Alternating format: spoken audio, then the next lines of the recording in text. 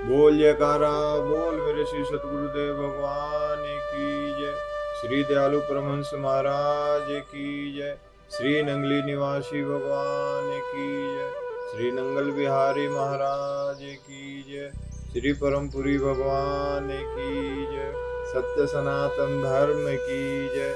सब संतों की जय, सब भक्तों की जय। इससे पहले हमने प्रवचन का दूसरा भाग और प्रथम खंड सुनाया था। अब हम आगे प्रवचन का दूसरा भाग और दूसरा खंड सुनाने जा रहे हैं। बोलो श्री गुरु महाराज की जय।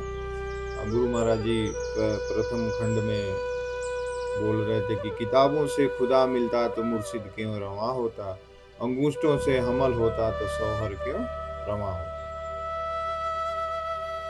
अगर किताबों के पढ़ लेने से ही ज्ञान हो जाता तो गुरु की क्या आवश्यकता थी। उसी प्रकार यदि अंगुलियों से ही बच्चा पैदा हो जाता तो ब्याह करने की क्या जरूरत है। जिस तरह यह बात असत्य है कि बिना पति के बच्चा नहीं होता, उसी प्रकार बिना गुरु के ज्ञान हो नहीं सकता। जब से हमने इस सिद्धांत को छोड़ा तब से हमारा पतन होना शुरू हुआ है। हम गिरे ही तब से जब से गुरुओं का महत्व भूलने लगे हैं। गुरु किसको कहते हैं? गुरुश्च कोवा यो हितोपदेशक, जो हित का उपदेश करे। दुनिया का कोई भी काम बिना गुरु के नहीं होता। हमने रोटी भी खाना किसी से सीखा ही है।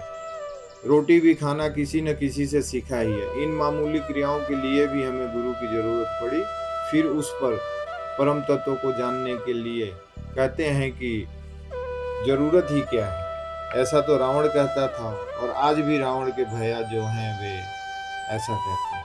और गुरु महाराज जी का कहने का क्या विचार है, हम लोगों को समझाने के क्या विचार है कि बिना गुरु महाराज जी के बात के समझे हुए हम इस दुनिया में कुछ भी नहीं कर सकते हैं।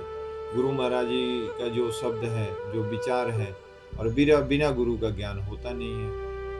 जब तक आप गुरु जीवन में धारण नहीं करेंगे तब तक आप कुछ भी नहीं कर सकते। छोटी छोटी बातों सीखना होता है, छोटी छोटी चीज़ों को लेके भी चलना होता है, तो भी कोई ना कोई गुरु धारण करना है। गुरु महाराज यही समझाने की कोशिश कर रहे हैं कि जब ये छोटी छोटी बातों के लिए गुरु धारण करना पड़ता है, तो जब हम उस परम तत्व के बारे में जानना चाहते हैं तो हम बिना गुरु के हमें कैसे ज्ञान हो सकता है। वो कहा गया है कि गुरु विज्ञान न उपजे, गुरु बिन मिले न भेद, गुरु बिन संशय ना मिटे। जय जय जय गुरुदेव। जब तक आप गुरु धारण नहीं करेंगे तब तक आपका मन का संशय नहीं जाएगा, और जब तक आपके मन का संशय नहीं जाएगा तब तक आप परमात्मा पर विश्वास नहीं कर सकते, क्योंकि मन जो है वो संशय का ही दूसरा रूप है। मन को शुद्ध करने पर ही मन शुद्ध हो जाता है। रावण का कैसा ज्ञान था? बात वही आ गई कि भाई रावण भी मन का ही गुलाम था। वो गुरु का गुलाम तो था नहीं, बल्कि अपने गुरु को ही अपना सेवक मान के चलता था कि जो मैं कहूँगा वही हमारे गुरु महाराज जी करेंगे। तो ऐसा उसका विचार था। तो रावण का कैसा ज्ञान था? गुरुजी ने पढ़ाया, बेटा सवेरे उठकर जो माता पिता गुरु को प्रणाम करता है उसके बल विद्या आयु यश बढ़ते हैं। उसने कहा ठीक ऐसा ही करूंगा। घर आया, एक खत लिखकर नौकर को भेजा। खत में ये था कि माता पिता और गुरुजी को ऑर्डर है कि वे 4 बजे सुबह मेरी चरपाई के पास आकर खड़े हों, मुझे उन्हें प्रणाम करना। अब ये है मन के मालिक होने का विचार, तमोगुणी भाव, कि वो उसको अपने माता पिता को ही आदेश दे दिया कि भाई गुरुजी ने बोला है कि हमें तुम्हें प्रणाम करना है तो तुम यहीं आ जाओ। अब उसी में सतोगुणी होता, जैसे उसके भाई थे विभीषण जी सतोगुणी थे, तो वो रोज अपने माता पिता के महल में जाते थे, वहाँ माता पिता का वो प्रणाम करते थे, गुरुजनों का भी प्रणाम करते थे, तब वो अपना आगे दुनिया का कार्य करते थे। अब रावण में और विभीषण में यही फर्क है कि रावण तमोगुणी था और विभीषण सतोगुणी।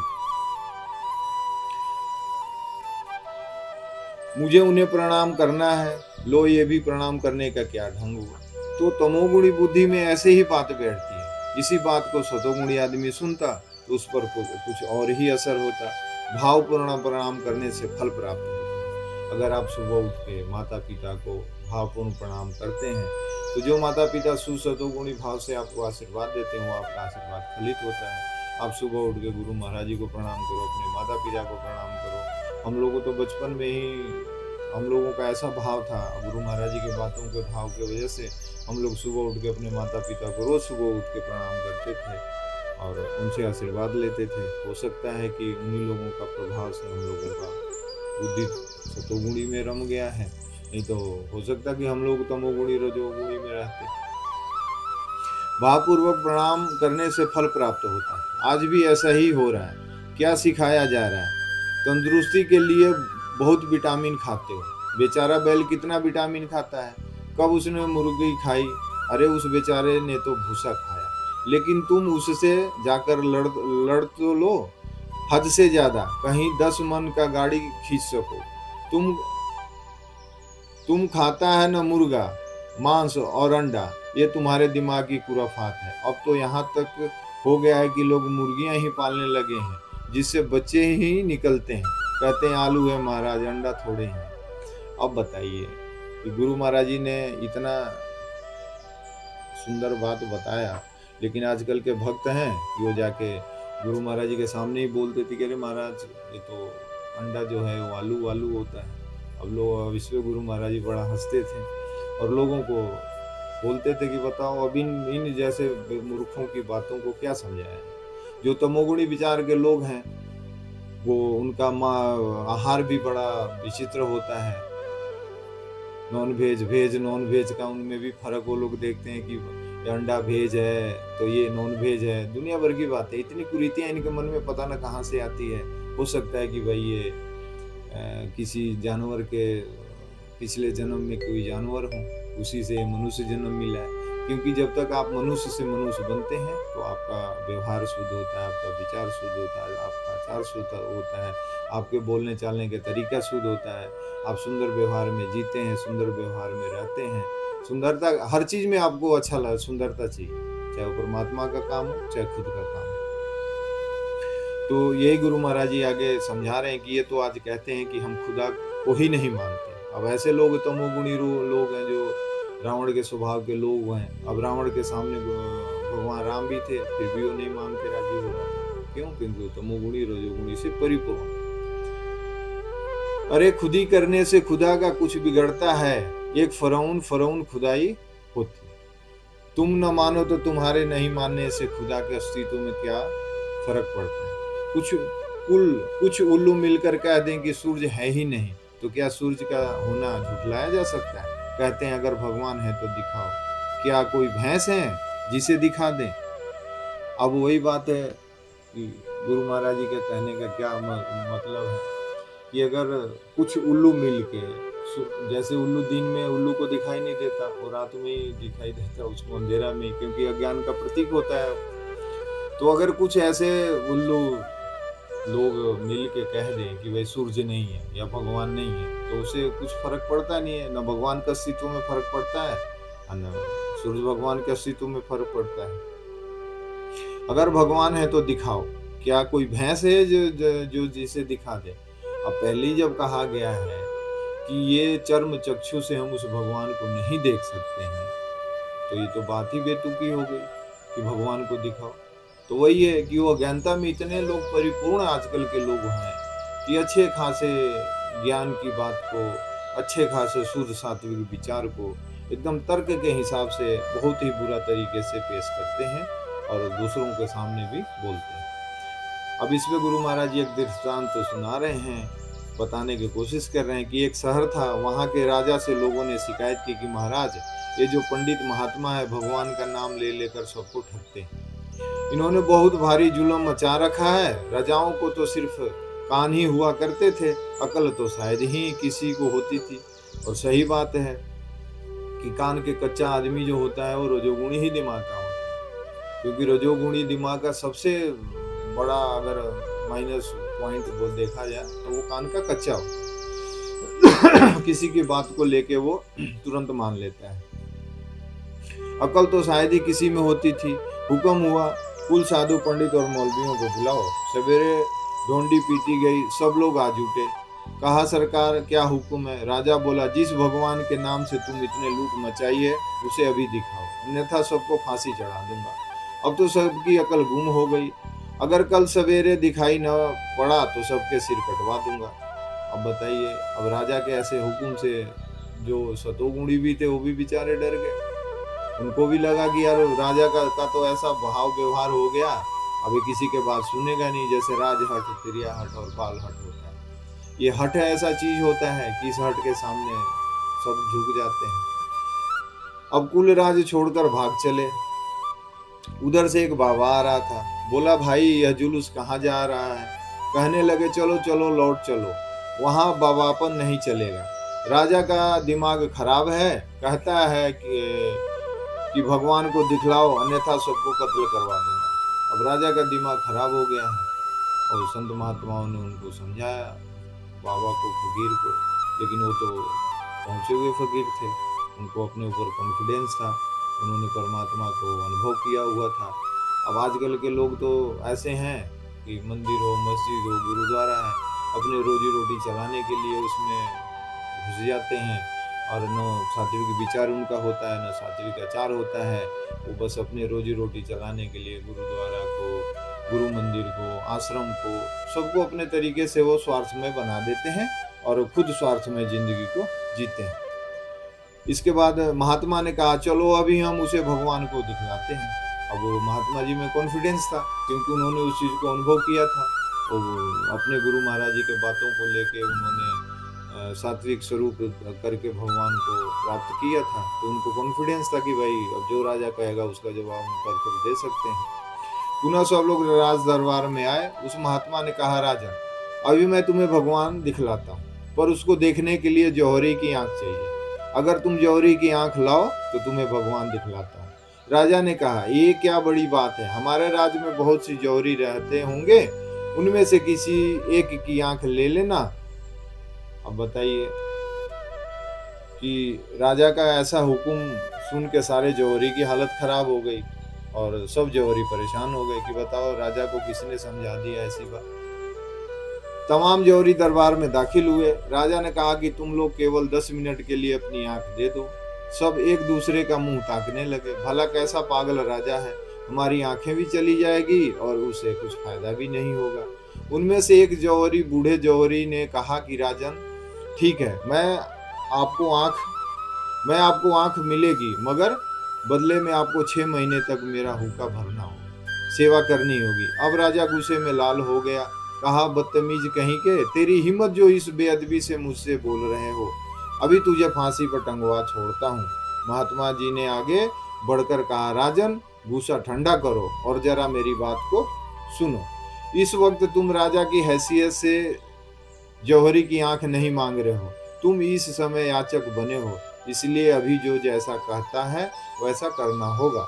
राजा चुप हो गया। महात्मा ने कहा, आप भीख मांग रहे हैं, इसलिए उसकी कीमत अदा करनी होगी। अब वो जो जौहरी अनुभव था उसको पता था कि ये राजा दूसरों के कहने में आ रहा है, इसलिए इसको तरीके से समझाना पड़ेगा, वरना ये कान का कच्चा है, ये कुछ भी कर सकता है। जबरदस्ती रोब से कुछ नहीं बनेगा। राजा ने कहा, बाबा ने गजब चक्कर में डाल दिया। अच्छा भाई वजीरों, संभालो राजपाट और मैं चला इस जौहरी की सेवकाई करने। 6 माह तो किसी तरह गुजारनी ही है, मगर 6 माह बाद इस जौहरी के खानदान को मिटा करके रखो। अब देखिए होता क्या है कि अब राजा तो जा तो रहा है सेवकाई के लिए, लेकिन उसके मन में तमोगुणी का भाव बना हुआ है, बदले का भाव बना हुआ है। इस वजह से वो ऐसी बात सोच के जा रहा है। उसी तरह हम लोगों का भी हाल होता है कि हम गुरु दरबार में जाते हैं, हमारे मन में दुनिया भर की कामनाएं होती हैं, दुनिया भर की बातें होती हैं, और उस कामनाओं की वजह से जो हम गुरु दरबार की सेवा करते हैं, गुरु महाराज जी के पूजा पाठ आराधना करते हैं, तो उसे हमें कोई फल मिलता नहीं। जौहरी अपनी दुकान पर ले गया, बिठाया और अलमारी से बक्सा निकलवाया। बक्से के में तरह तरह के लाल जवाहरात, मोती, पन्ना, पोखराज पड़े थे। जौहरी राजा को प्रत्येक रत्न की पहचान कराने लगा। रोज ही उसे एक से एक नए पहचान बताने लगा। कभी कोई पत्थर राजा को पकड़ा देता और उसे पहचानने की को कहता, नहीं पहचानने पर तरह तरह से उसका लक्षण बतलाता। इसी प्रकार 6 महीने में राजा को पत्थर का पूरा पूरा ज्ञान हो गया। अब उसे नकली पत्थर दिखाता तो वो फट समझ जाता। 6 माह बाद जौहरी ने कहा, राजा आप उस दिन मेरी आंख मांग रहे थे, नाहक मेरी आंख भी चली जाती और आपको भी कोई फायदा न होता। अब जौहरी का कहने का मतलब है कि राजन, बिना अनुभव का कोई भी काम सही नहीं होता। अब आपको हीरे मोती पहचानने का आंख मिल गया है। अगर आप मेरी आंख मांग लेते तो मेरी आंख भी जाती और आपके जिद की वजह से आपका काम सफल भी नहीं हुआ। आज आपकी आंख में भी वही गुण आ गया जो मेरी आंख में। इस प्रकार आपको जौहरी की आंख मिल गई। अब सही बात है, अब जैसे संत महापुरुष होते हैं, अपने भक्तों को गुरु दरबार से जोड़ते हैं, उनको नाम दीक्षा देते हैं और गुरु दरबार की सेवा में लगा देते हैं।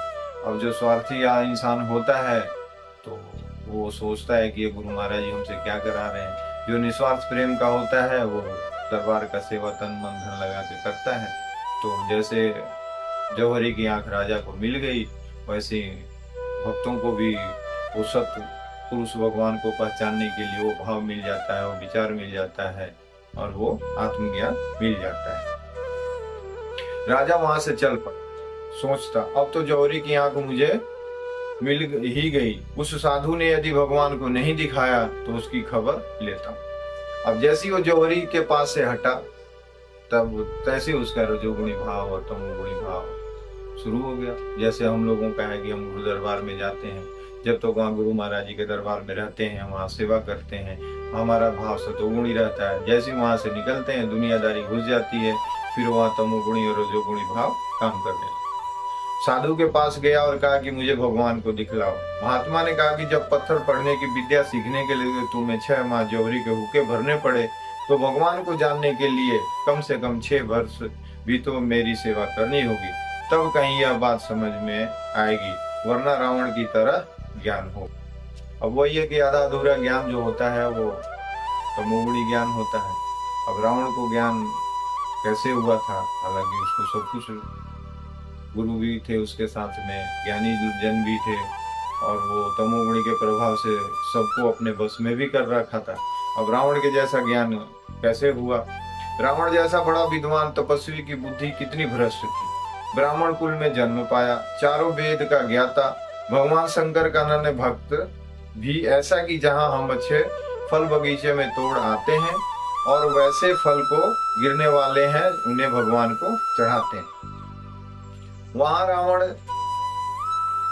अपना सिर ही काट कर भगवान को चढ़ाता था। अब जैसे हम लोग भक्त हैं कि हम लोग अपने गुरु महाराज जी के लिए फल चढ़ाते हैं, फूल चढ़ाते हैं, माला चढ़ाते हैं, मिष्ठान ले जाते हैं, दही दूध चढ़ाते हैं। और रावण कैसा भक्त था कि भाई वो अपना शरीर काट के भगवान को चढ़ा देता था। तो एक महीने में देखा जाए तो ऐसा भक्त तो होता है नहीं दुनिया में। लेकिन वो भक्ति क्या थी? तमोगुणी भक्ति थी। सतोगुणी भक्ति में और तमोगुणी भक्ति का फर्क जो है अलग अलग होता है। इतना होने पर भी दोष क्या था? अब वो अपना सर काट के चढ़ाता था, फिर भी उसमें दोष था। अब दोष क्या हुआ था? वह शराब पीता था, मांस खाता था, दूसरे की स्त्रियां चुराता था और अहंकारी इतना बड़ा था कि अपने सामने किसी को कुछ लगाता ही नहीं था। कहीं झुकना तो उसने सीखा ही नहीं था। इन्हीं ऐबों के चलते उसे राक्षस कहते हैं। अब अंदाजा लगा लो कि तुम्हें कितने रावण के भैया बैठे हैं। अपने आप को तौल लो, आज तो लोग उससे भी आगे बढ़ गए। अब रावण का स्थिति क्या है? भाई रावण इतना ज्यादा तमोगुणी था कि वो किसी को कुछ भी नहीं समझता था, चाहे गुरु हो, चाहे गोविंद हो, चाहे माता हो, चाहे पिता हो, चाहे भाई हो, चाहे बंधु हो या प्रजा हो। मतलब वो सबको अपने पैरों की जूती समझता था। अब वो क्यों समझता था? क्योंकि वो तो महातमोगुणी था और महारजोगुणी था। और तमोगुणी रजोगुणी का ये स्वभाव होता है कि सामने वाले का कदर नहीं करते हैं, सामने वाले के भावनाओं को समझते नहीं है, अपने ही चलाते हैं, अपनी ही मन मर्जियां करते हैं। हमने ये बातें साक्षी रूप में आपके सामने रख दी। आपको उस सत्य का प्राप्ति करनी है तो उसके लिए अपनी बुद्धि को शुद्ध सात्विक बनाना होगा, क्योंकि बिना बुद्धि के सतोगुण बने वह सत्य समझ में आएगा ही नहीं। शाब्दिक ज्ञान तो तुम्हें बहुत अधिक है। लोग कहते हैं कि जिस चीज को हमने देखा नहीं उसे मानते ही नहीं। भगवान को देखा नहीं इसलिए वह है ही नहीं। मैं पूछता हूँ, तुमने अपने बाप को देखा है? देखा है किसी ने बाप को? सभी माँ के कहने पर विश्वास करते हैं। अब बात क्या है कि भाई गुरु महाराज जी क्या समझा रहे हैं कि अब हम लोग हैं, अब हम लोग दुनिया में कोई भी मनुष्य है वो अपने बाप को तो देखा नहीं है, लेकिन माँ की अक्षरशः बातों पर विश्वास करके वो अपने बाप को मान लेता है। अगर वो माँ से तर्क कुतर्क करने लगे तो समझ लो कि वो तो मुगुड़ी इंसान है, उसमें बहुत छल छिद्र कपट है। नहीं तो अपनी माँ का अक्षरशः बात मान ले तो फिर वो उसके अपने पिताजी को मानने में कोई दिक्कत है नहीं, वो मान लेता है कि हाँ भाई यही मेरे पिता है। सभी माँ के कहने पर विश्वास करते हैं। किसी ने भी नहीं देखा अपने बाप को। अब मकान बनाने वाले मिस्त्री को नहीं देखा तो यह भी कोई जवाब है कि कोई मिस्त्री ही नहीं है मकान का। मकान ही इसका सबूत है कि इसका मिस्त्री जरूर होगा। इसी प्रकार शास्त्र रूपी माँ ने हमने कहा कि ईश्वर है तो बस है। जब मान गए तो और भी जो आज्ञा है उसके मुताबिक चले। शास्त्र विहित कर्म करें। वह कर्म हम निष्काम भाव से करें। हमसे गलती यही होती है कि कर्मों में कामना ला डालते हैं, इससे कुल फल गंवा बैठते हैं। अब इसमें क्या समझने वाली बात है कि भाई हमारी शास्त्र माता जो है, शास्त्र क्या कहती है? शास्त्र ये कहते हैं कि भाई तुम भगवान को मान लो, उसमें कोई तर्क मत करो। और जैसे अपनी माँ की बात को मान लेते हो कि भाई ये हमारे पिताजी हैं, ये तुम्हारे पिताजी हैं, तो उस चीज पर हम कोई तर्क नहीं कहते हैं। उसी तरह भगवान के बारे में अगर शास्त्र हमें जो बात समझा रहा है, जो कह रहा है कि भगवान है, तो हमें अक्षरशः मान लेना चाहिए। या गुरुदेव हमें जो बात बताते हैं कि भाई तुम ऐसा मत करो वैसा मत करो, तो उन बात को अपने मन में विचार में लाना चाहिए। अगर आप नहीं लाते हैं तो फिर आप परेशान ही होते हैं। दुनिया में यम के फंदों में फंसते हैं, भटकते रहते हैं, यहाँ भागते हैं वहाँ भागते हैं। 10 लोग 10 तरह की बातें बोलते हैं। तो अगर आप एक बात को लेकर के दुनिया में उसकी सच्चाई ढूंढने निकले तो आपको हजारों लोग मिलेंगे। वो एक शब्द के हर तरह से अलग अलग व्याख्यान करके आपको सुनाएंगे।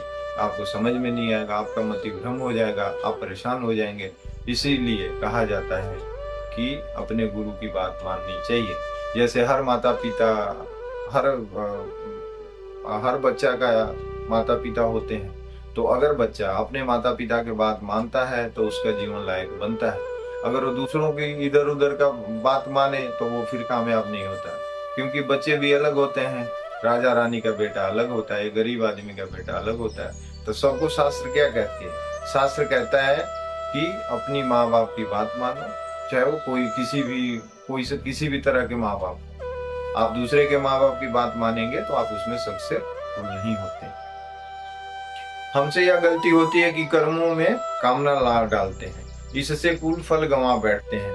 एक अंधी बुढ़िया थी। अब गुरु महाराज एक उदाहरण इसी पर दे रहे हैं कि भाई कामनाओं को कैसे त्याग करना चाहिए, निष्कामता कैसे होनी चाहिए। एक अंधी बुढ़िया थी। अब जब आटा पीसती थी तब एक कुतिया वहीं बैठे रहती थी जो सब आटा चाटती जाती थी। उसी तरह से हम भी जो कर्म करते हैं उसे काम क्रोध लोभ मोह अहंकार रूपी कुतिया चाट जाती। अब बात वही है कि हम लोग जो पूजा पाठ धर्म शास्त्र गंगा स्नान करने जाते हैं, कथा सुनते हैं, भागवत सुनते हैं, रामायण सुनते हैं। आजकल तो कथावाचकों की इतनी लंबी लंबी लाइन हो गई है कि हर कोई। एक अच्छी बात भी है कि ये कलियुग है। अगर इसमें इतना ज्यादा सत्संगी लोग ना हो, इतने ज्यादा कथावाचक ना हो, तो इतनी पब्लिक है, इनको कौन संभालेगा? तो जो कोई भी परमात्मा के बारे में जो अच्छी बात बोलता है, अच्छा बात समझाता है, उसको समझ लेना चाहिए। किसी का क्रिटिसाइज नहीं करना चाहिए, क्योंकि वो जैसा भी है, चाहे वो तमोगुणी है, चाहे वो रजोगुणी है, चाहे वो सतोगुणी है, अगर परमात्मा की बात कर रहा है तो उसकी बात को सुन के अक्षरशः जो अपने मन में मानने लायक है, जो अच्छी बात उसको आप धारण कर सकते हैं, उसको करना चाहिए। तो उससे क्या होता है कि उसमें आपका सकामता खत्म हो जाती है और धीरे धीरे निष्कामता आने लगती है। पूजा में सकामता बड़ी बुरी है। अगर भगवान की आप पूजा करते हैं, जैसे हम मंदिर में गए, भगवान को जल चढ़ाते हैं, शंकर भगवान को जल चढ़ाते हैं, बेलपत्र चढ़ाते हैं, फूल चढ़ाते हैं, चंदन अबीर गुलाल अक्षत चढ़ाते हैं, और उसके बाद हम अपनी उनके पास दुनिया भर की कामनाएं रख देते हैं। मेरे बेटे की शादी हो जाए, मेरा बेटा बड़ा आदमी बन जाए, मैं बहुत पैसे वाला बन जाऊं, मेरा दुनिया में नाम हो, दुनिया हमारे से डरने लगे, ऐसी ऐसी पता न कैसी कैसी भावनाएं हम सकाम भाव से रख देते हैं। लेकिन ऐसा नहीं होना चाहिए। आप परमात्मा के सामने जाएं, मंदिर में जाएं, गुरुद्वारे में जाएं, जहां भी जाएं, अपने गुरु महाराज जी के सामने, अपने भगवान के सामने हाथ जोड़ के आपको सिर्फ यही प्रार्थना करना चाहिए कि हे प्रभु, मुझे शांति दो, मुझे संतोष दो, मुझे शक्ति दो, मुझे भक्ति दो, मुझे ज्ञान दो, मुझे वैराग दो।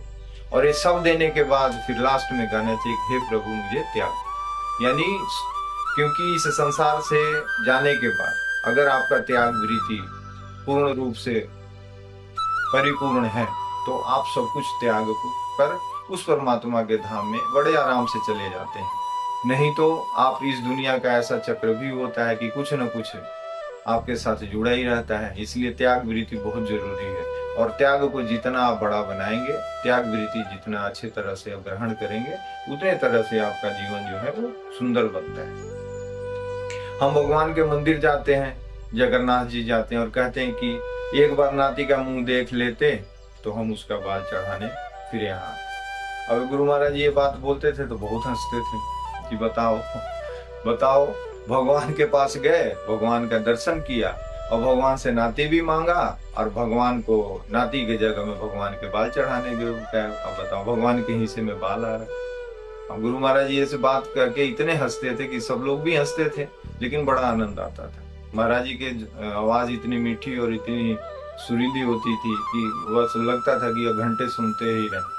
लेकिन ये दुनिया है, हर किसी को यहाँ दुख का भाव होता है। गुरु महाराज जी हमारे बीच फिलहाल नहीं है, शरीर रूप में नहीं है, लेकिन आत्मा रूप में, परमात्मा रूप में गुरु महाराज जी हर जगह विद्यमान है।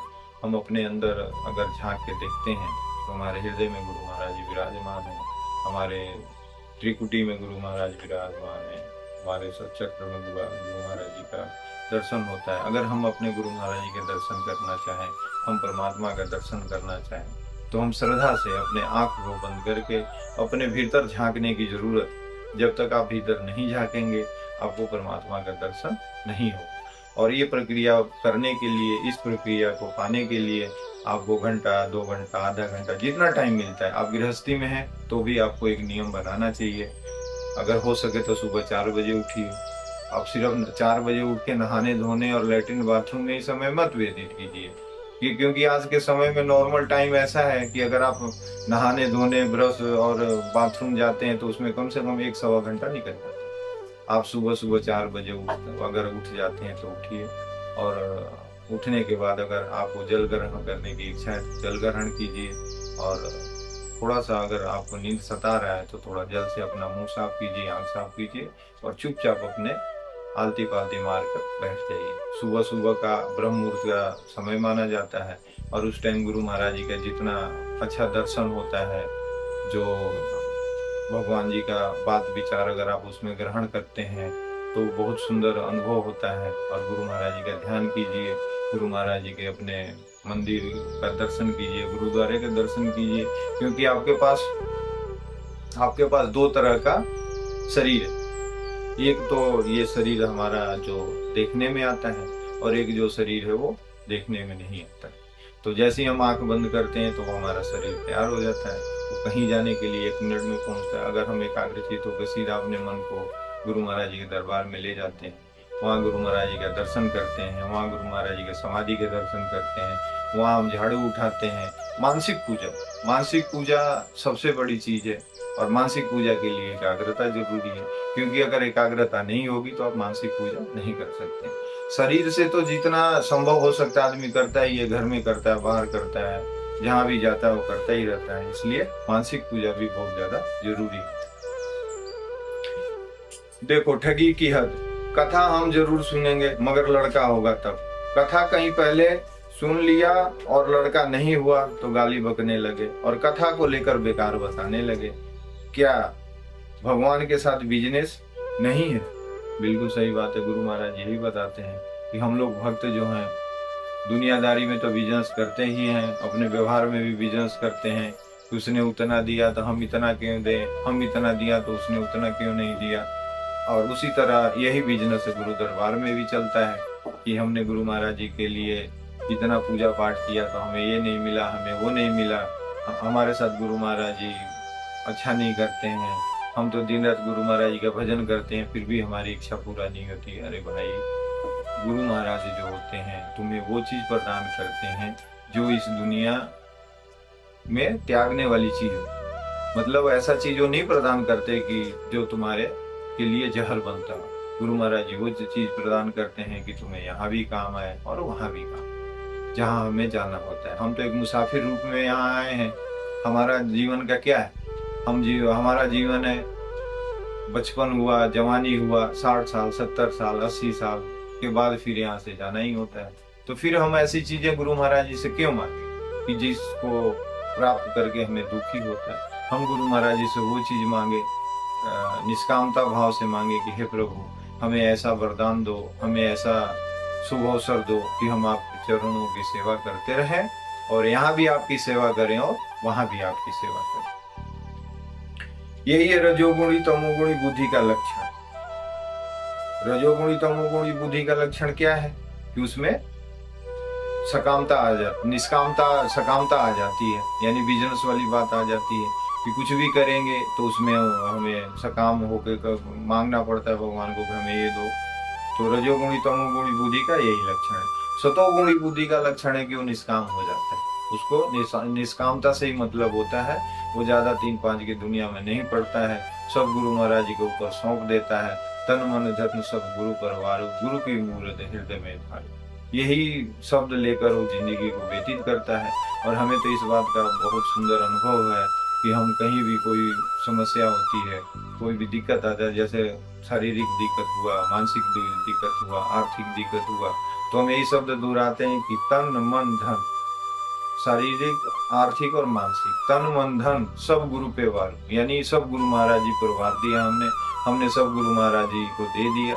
तन मन धन सब गुरु पे वार और गुरु की मूर्त ही में और अपने हृदय में हमने गुरु महाराज जी का धारण किया है। और सबको भी करना चाहिए। गुरु महाराज जी का हृदय में आप धारण करते हैं तो आपका मन जो है वो सुविचार से भर जाता है, सात्विक विचार हो जाता है, अच्छे तरह से दुनिया में आपका जीवन जीने का एक तरीका मिल जाता है, एक सलीका मिल जाता है, अच्छे से लोगों को व्यवहार करते हैं, आपका शुद्ध आचरण हो जाता है, शुद्ध विचार हो जाता है, बोलने चालने का तरीका बदल जाता है, सबसे आपको प्रेम होता है, किसी से आपको नफरत नहीं है। कोई उल्टा भी बोले तो भी आपको तकलीफ नहीं होता, कोई सीधा बोले तो भी आपको तकलीफ नहीं होता, क्योंकि आपके मन में भाव आ जाता है कि भाई चलो जैसा तुम करोगे वैसा तुम पाओ।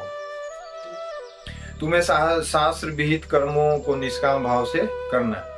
गुरु महाराज जी स्पष्ट रूप से यही बात बोल रहे हैं कि भाई तुम्हें शास्त्र विहित कर्म करना चाहिए और वो भी निष्काम भाव से करना चाहिए। ऐसा करने से तुम्हारा अंतःकरण शुद्ध होगा और तब तुम उस परम तत्व को समझने के योग्य बन सकोगे। बोलो जयकारा बोल मेरे श्री गुरु महाराज की जय। गुरु महाराज जी लास्ट में सत्संग जैसी परिपूर्ण होता था तो वो गुरु महाराज जी सबको यही आशीर्वाद देते थे कि जय गुरुवासी, यानी गुरु महाराज जी की तरफ से सबको सद्बुद्धि मिले, सबको सात्विक विचार मिले, सत्य विचार पर चढ़ने की सबको प्रेरणा मिले। अब हम ये दूसरा प्रवचन का दूसरा भाग था और हम इसको हम संडे को डालेंगे क्योंकि हमें पूरे हफ्ता टाइम नहीं मिलता है। तो हमने सोचा है कि सैटरडे और संडे को हम काला करेंगे, सैटरडे संडे को ही छुट्टी मिलता है। और ये गुरु महाराज जी का प्रवचन जो है हम आपको अक्षरशः ही पढ़ के सुनाते हैं, इसमें कोई ऐसा हम लोग ऊपर से दिमाग लगाते नहीं है, कोई ऐसा बुद्धि नहीं लगाते। हाँ ये कि जो थोड़ा बहुत हमने अनुभव किया अपने जीवन में सत्य पथ के रास्ते पर, जो हमने गुरु महाराज जी से सीखा है, जो गुरु महाराज जी से हमने प्रेरणा ली है, वही बात बीच बीच में थोड़ा सा हम अपना अनुभव आपको शेयर करते हैं। अगर आपको अच्छा लगता है तो ठीक है, नहीं लगता है तो आप जैसे हर चीज सुन के निकाल देते हैं वैसे भी निकालिए, लेकिन जो गुरु महाराज जी का सत्संग है उस गुरु महाराज जी का सुनिए, लोगों को सुनाइए। क्योंकि हमने ये सोचा था कि अब गुरु महाराज जी का जो सत्संग है उसको ऑडियो के रूप में कैसे किया जाए, क्योंकि अब कल को हम लोगों का भी शरीर बुजुर्ग हो जाएगा, आंखें कमजोर हो जाएगी, न पढ़ा जाएगा न सुना जाएगा। तो ये सब कुछ मैं अपने लिए ही कर रहा हूँ। मैं ऐसा नहीं है कि मैं किसी को मुझे दिखाना है या मुझे किसी को सुनाना है या मुझे किसी को ये प्रदर्शित करना है कि भाई हम कितने बड़े भक्त हैं, हम कितने बड़े गुरु महाराज जी का भक्त। नहीं, ऐसा कुछ नहीं है। मेरा भाव ये है कि जो कुछ भी मैं करता हूँ सिर्फ मैं अपने लिए करता हूँ। क्यों? क्योंकि हमें गुरु महाराज जी से प्रेरणा मिलती है कि तुम पहले सुधरो, उसके बाद दूसरे की तरफ ध्यान देना। अगर हम अपने लिए करेंगे, अगर ये हमारे प्रभाव से अगर सामने वाले को भी कुछ अच्छा प्रेरणा मिलता है तो उसके लिए मैं शुक्रगुजार हूँ। और गुरु महाराज जी का आदेश का यही पालन है। और गुरु महाराज जी के आदेश यही है कि ज्ञान देने से ज्ञान बढ़ता है, धन देने से धन बढ़ता है। धन का दान करोगे तो धन बढ़ेगा, ज्ञान देने से ज्ञान बढ़ेगा। तो हम ब्राह्मण आदमी हैं भाई, हमारे पास धन तो है नहीं, तो हमने सोचा कि चलो ज्ञान का ही कुछ अपने अंदर भी वृद्धि करें और सामने वाले जो सुने उनको भी कुछ वृद्धि मिले। इसलिए ये सारी चीज को हमने गुरु महाराज जी के प्रेरणा से शुरू किया है। और गुरु महाराज जी की इच्छा आगे रही तो ऐसे ही आगे हम गुरु महाराज जी का सत्संग आपके सामने रखा करेंगे। और सबसे अच्छी बात यह है कि अगर ये गुरु महाराज जी का सत्संग ऑडियो रूप में हो जाता है तो हमारे गुरु भाई बहन ऐसे बहुत हैं, बुजुर्ग ऐसे भाई बहन हैं, कम पढ़े लिखे ऐसे भाई बहन हैं। अब आजकल तो मोबाइल सारा दुनिया ही चलाता है, तो अगर वो पढ़ नहीं सकते हैं तो कम से कम गुरु महाराज जी के अक्षर सब ज्ञान की बातें सुन सकते हैं और अपने जीवन को गुरु महाराज जी के लिए प्रेरणा स्वरूप समझ के आगे चला सकते हैं। उनको कोई कष्ट नहीं हो। अब आज के लिए इतना ही है। अब अगले तीसरे प्रवचन संख्या में हम आगे करेंगे, तो अगले सैटरडे संडे में डालेंगे। अब बोल जयकारा बोल मेरे श्री गुरु महाराज की जय, सत्य सनातन धर्म की जय, सांचे दरबार की जय, लालू परमहंस महाराज की जय, नंगली सरकार के नंगल बिहारी भगवान की जय, परमपुरी भगवान की जय, उमापति महादेव की जय, राधेपति कृष्ण चंद्र की जय, सीतापति रामचंद्र की जय, सब संतों की जय, सब भक्तों की जय, लक्ष्मण बजरंग बली की जय। अब लक्ष्मण बजरंग बली ये दो ऐसे संसार के सबसे बड़े सेवक हैं और दोनों से भगवान राम के सेवक हैं। हनुमान जी भी का भी सेवा में सबसे नंबर 1 आता है और लक्ष्मण जी भी सेवा में नंबर 1 है। तो उसी तरह हम लोग भी सेवक ही हैं। हमारे गुरु महाराज जी अपने गुरु महाराज जी के इतने बड़े सेवक बने, हनुमान रूप में बने। हमारे गुरु महाराज जी का तो भाव, अगर कभी आप गुरु महाराज जी के प्रेरणा से उनके भाव में विहल होके अगर उस भाव को देखेंगे तो वो अपने गुरु महाराज जी को श्री राम मानते थे और उनके गुरु महाराज जी उनको हनुमान मानते थे। तो हम लोग भी सेवक का ही वंशज हैं। हमारे गुरु महाराज जी सेवक थे, अपने गुरु महाराज जी का सेवक है, इसीलिए हम अपने आप को दासन दास कहते हैं। यानी हम अपने गुरु महाराज जी के सेवक, यानी दासों का दास। इसलिए ये सारी बातें के लेके हम आपको कह रहे हैं कि ताकि आपको कोई ऐसी मन में भावना आए कि भाई हम आपको सत्संग सुना रहे हैं या हम आपको कुछ ऐसी प्रेरणा देने की कोशिश कर रहे हैं। हम कुछ नहीं कर रहे हैं, हम अपने गुरु महाराज जी का भाव है वो आपके सामने रख रहे हैं। और बस यही बोलो मेरे श्री गुरु महाराज जी की जय, श्री सद्गुरुदेव भगवान की जय।